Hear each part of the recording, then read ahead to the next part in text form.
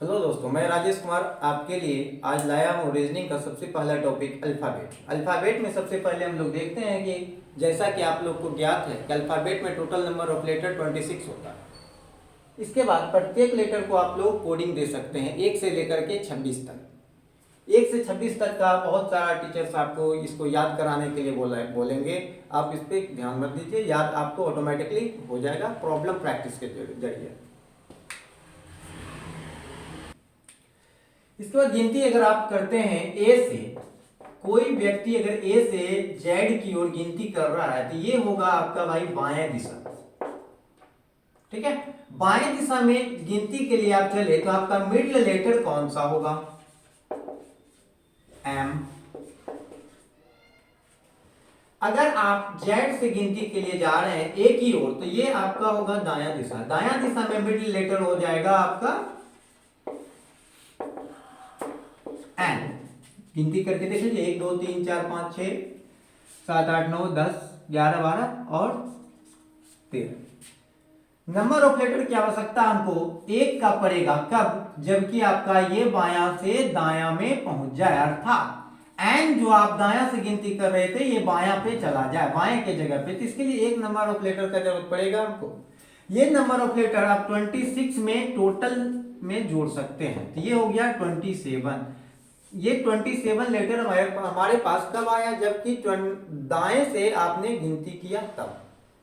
ठीक है, इसको ब्रेन में सेटअप कर लीजिए कि दाएं से गिनती हम अल्फाबेट को करते हैं तो टोटल नंबर ऑफ लेटर मेरे पास 27 हो जाता है। इसके बाद आता है भाई दिशा की बात। दिशा की चर्चा करें तो हमेशा ध्यान रखिएगा समान दिशा में ऑलवेज नेगेटिव होगा। ठीक है, इसको सिंपल वे में आप याद रखिए कि जैसे कोई लड़का लड़का है तो उसके बीच पे अट्रैक्ट होगा नहीं। क्यों? क्योंकि वो दोनों आपका समान हो गया। अगर लड़का और लड़की को रख दिया जाए एक रूम में तो दोनों में क्या होगा? एक अट्रैक्शन पैदा हो जाएगा। ये हो गया असमान दिशा। इसलिए ध्यान रखना है कि समान दिशा में नेगेटिव होगा और असमान दिशा में पॉजिटिव होगा।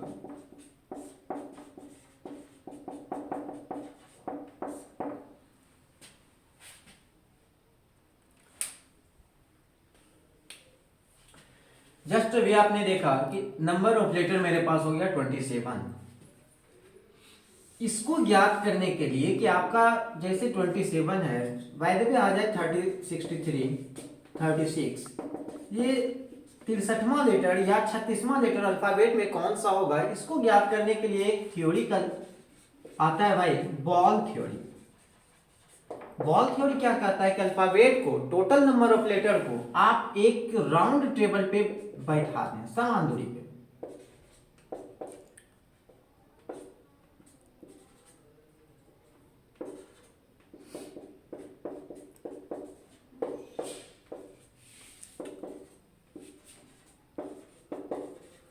और किसी व्यक्ति को इसको गिनती करने के लिए बोले। ध्यान रखिए, गिनती करना है। गिनती में अगर कोई व्यक्ति आता है इसको गिनती करते हुए तो ये 26 कहलाएगा। लेकिन 26 के बाद क्या फिर ये 1 कहलाएगा या 27 कहलाएगा? जी हाँ, ये आपका 27 हो जाएगा। 27 से लेकर के फिर आपका ये 52 तक आएगा। 52 के बाद ये 53 हो जाएगा। दैट मीन्स आपका जो भी खेल खेलेगा ये 26 लेटर खेलेगा। क्यों? क्योंकि आपको पता है ये 26 लेटर के बारे में, ये नॉन लेटर है। तो बात आती है भाई, अगर 63वां लेटर को कोई बोल दिया आपका कि 63वां लेटर कौन सा होगा, तो इसमें आप 26 तब तक माइनस कीजिए जब तक कि आपका नॉन लेटर ना मिल जाए। ठीक है, 26 में माइनस किए, ये आ गया कितना? 37। फिर से आप इसमें माइनस किए 26 तो आ गया कितना? 11। 11 आपका नॉन है। नॉन क्या? के। 11 का मतलब के। ठीक है, इस तरह से आप अननोन लेटर को ज्ञात कर सकते हैं बॉल थ्योरी की मदद से। ठीक है, नेक्स्ट।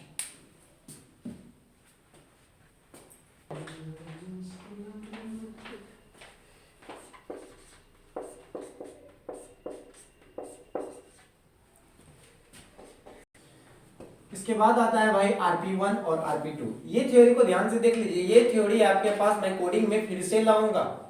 ठीक है, RP1 का अर्थ हो गया ये रिप्लेसिंग पैटर्न।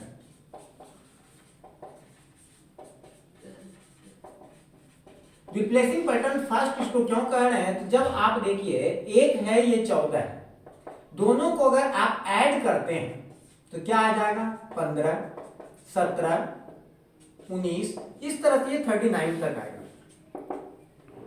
ध्यान रखना है, ऐड करने के बाद ये 15, 17, 19 इस ढंग से आपका 39 तक आएगा। हर दो के बीच में आपका 2 का गैप होगा।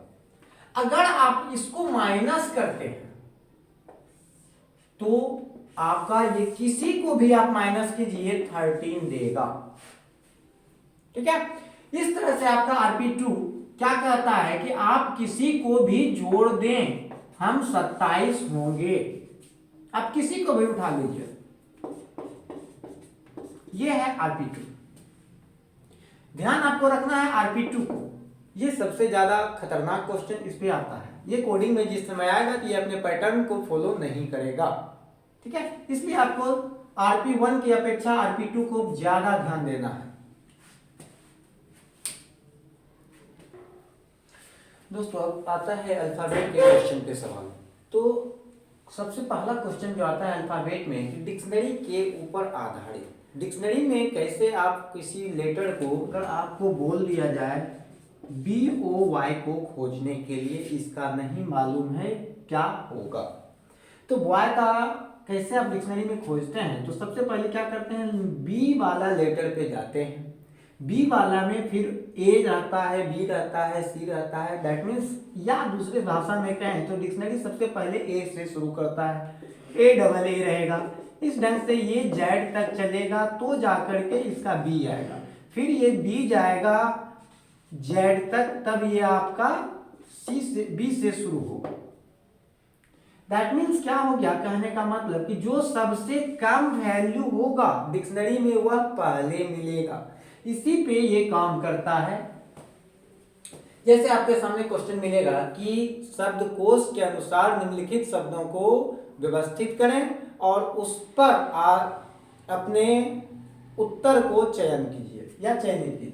तो देखिए भाई, सबसे पहले पहला लेटर को देखा जाता है, पहला लेटर सबका समान है या वो समान है। अगर भाई सबसे पहला लेटर समान है सबका तो ये कैंसिल हो जाएगा, अगर समान नहीं होता तो इसका कोडिंग करते। ठीक है, दूसरा लेटर भी आपका सिमिलर समान है, तीसरा लेटर भी सबका समान है, चौथे लेटर पे जब चलते हैं तो ये आपका ओ समान है, जहां से ओ समान मिले सबका कोडिंग कर दीजिए। ध्यान रखना है कि चौथा लेटर को ही केवल करना है। इसके बाद देखेंगे सबसे पहले कि कम कौन है। ठीक है, किस पे, चौथे लेवल पे चौथे पोजीशन पे देखें कि आपका सबसे कम कौन है। तो सबसे कम भाई मेरे पास 1 है, 1 सबसे कम है इसलिए 1 नंबर पे आएगा। इसके बाद जब चलते हैं तो 1 के बाद आपका कम जो है वो 5 है, 5 1 से ज्यादा है इसलिए दोनों को कैंसिल करेंगे। जितना अगर बाय द वे 2 में है तो दोनों को कैंसिल करेंगे, 3 रहेगा तो तीनों को कैंसिल करेंगे। तो भाई यहाँ पे आपका 5 2 लेटर के पास है तो दोनों को कैंसिल किए। ध्यान आपको यह रखना है कि जो लेटर को आपने कैंसिल किया उसी को पहले स्थान देना है। तो जब 5 कैंसिल कर दिए तो इसमें इसके आगे बढ़ेंगे, आगे मेरे पास 19 है और 14 है, 19 और 14 में सबसे कम कौन, 14, 14 को दूसरे स्थान पे दे दीजिए और जो 19 था ये ऑटोमेटिकली तीसरे स्थान पे आ जाएगा, इसलिए कि आपका 2 ही लेटर को आप लेकर के चले थे। इसके बाद लेटर को जहां आपने छोड़ा वहां पे पहुंच जाइए। इसमें देखते हैं यहाँ पे 9 है और 15 है, 9 और 15 में जस्ट कम कौन है, तो भाई 9 है आपका। 9 3 लेटर पहले बैठ चुका है तो आपका 9 क्या हो जाएगा भाई, चौथे स्थान पे चला आएगा, और जो 5वां है ये 5वें स्थान पे। ठीक है, इसके बाद देखेंगे आपने जो ऑर्डर लाया है ये ऑर्डर, लेकिन लिखना है हमको क्वेश्चन का ऑर्डर। 1 नंबर पे कौन है भाई, 4, 2 नंबर पे कौन है, 1, 3 पे कौन है, 5, 4 पे कौन है, 3, और 5 पे कौन है तो 2। ये आपके पास ऐसा ऑप्शन 4 रहेगा जैसा कि यहाँ दिया हुआ है। देख लीजिए, इसमें मिला लीजिए 4 1 है क्या, नहीं है, नहीं है तो ये आपका एक्यूरेट आंसर आएगा, इसमें क्या हो जाएगा, नन हो जाएगा। इस आधार पे यहाँ पे जस्ट दूसरा क्वेश्चन है, इसको जस्ट सिंप्लीफाई कीजिए, देखिए क्या होता है। जस्ट आपका पहला सेम लेटर, दूसरा सेम लेटर, आगे जो है इसको कोडिंग कीजिए, 7 4 15 5 9, सबसे कम कौन, 4, 1 में चला आया, 4 के बाद कम 2, सॉरी 5 है ये 2 पे चला आया, 5 के बाद कम कौन है? तो 7, ये 3 पे चला आया, और 9 4 पे, और ये 5 पे। ऑप्शन आप अपने से क्लियरफाई कर लीजिए। 2, देखिए 2 सब में है, ठीक है। 2 के बाद क्या? 2 नंबर पे कौन है? 4, देखिए ये दोनों में है। 4 के बाद 1, तो केवल इसमें है। इस ढंग से आप इसको निकाल सकते हैं, ठीक है। इसके बाद आपके सामने ला रहे हैं अल्फाबेट का दूसरा क्वेश्चन। भाई इसके बाद दूसरा क्वेश्चन जो आता है, ये कहता है कि कोई वर्ड जैसे आपको दे दिया एप्पल, कहेगा निम्नलिखित शब्दों में अक्षरों के ऐसे कितने जोड़े हैं जितने कि वो वर्णमाला में उनके पास होते हैं। दैट मीन्स कहने का क्या हो गया मतलब कि देखिए, इसको बनाने का सिंपल तरीका कि सबको पहले आप कोडिंग कर दीजिए,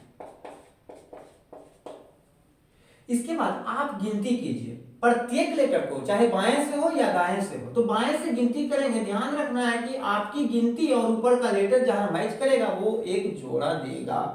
जैसे 1 से 2 3 4 5, एक लिख दिए। अगर P से लेके चलते हैं तो P से सारा वैल्यू छोटा है, कभी भी जोड़ा हमको नहीं मिलेगा।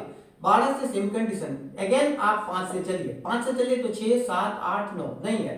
12 से चलिएगा तो 13 14 15 नहीं है। तो फिर 16 से आपका इधर सारा वैल्यू छोटा है तो नहीं मिलेगा। दैट मीन्स इसमें कितना जोड़ा हो गया? तो एक जोड़ा हो गया। इस तरह से अगर आप दूसरा क्वेश्चन लेते हैं कि क्लिंग में अक्षरों के ऐसे कितने जोड़े हैं जितने की वर्णमाला में उनके बीच होते हैं। देखिए इसमें करके देखिए, बताइए भाई, ट्राई कीजिए, ठीक है। काउंटिंग शुरू कीजिए। 11 से चलिए आप, 12 एक मार दीजिए, 13 14, ये 14 जो मिला ये आपको 11 से ही मिल रहा है, इसलिए इसको 2 नंबर दीजिए। फिर से ये तो 7 है, नहीं होगा। 12 से अगर चलते हैं तो 13 14, फिर से देखिए ये मिल रहा है, इसको 3 दे दीजिए। 9 से चले, नहीं है। 14 से चल रहे हैं तो फिर से नहीं मिलेगा। इस आधार पे आप 7 से चलना शुरू कीजिए, दाएं ओर से। 7 8 9, 3 के बाद 4 10 11, फिर 7 से ही देखिए मिल रहा है आपको कितना? 5। 14 से चलिए, 7 से तो निकाल लिए, 14 से चलिए 15 16, सारा वैल्यू छोटा नहीं मिलेगा। 9 से चलिए 10 और 11, 5 और 6, तो टोटल कितना भाई हो गया? इसमें 6 जोड़ा इसमें हो गया। इस आधार पे आप क्वेश्चन इसको बना सकते हैं।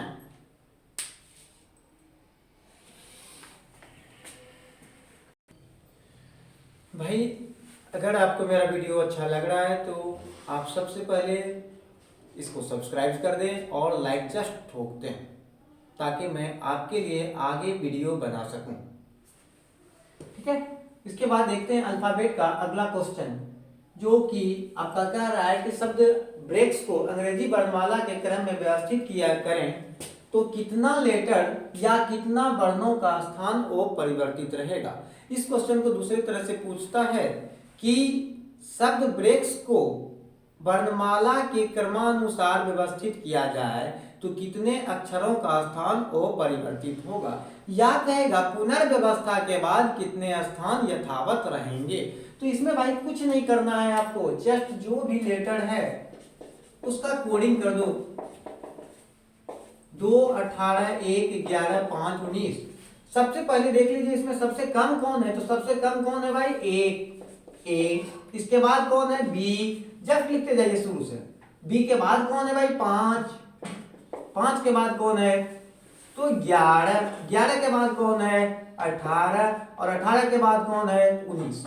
देख लीजिए कितना स्थान नहीं बदला है, दैट मीन्स जहां पे पहले था वह लेटर अभी भी है।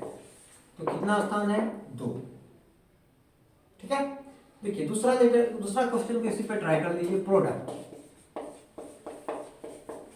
अगर प्रोडक्ट को बनाते हैं 16 18 15 4 21 3 और 20, सबसे पहले कौन आएगा भाई? 3 के बाद 4 के बाद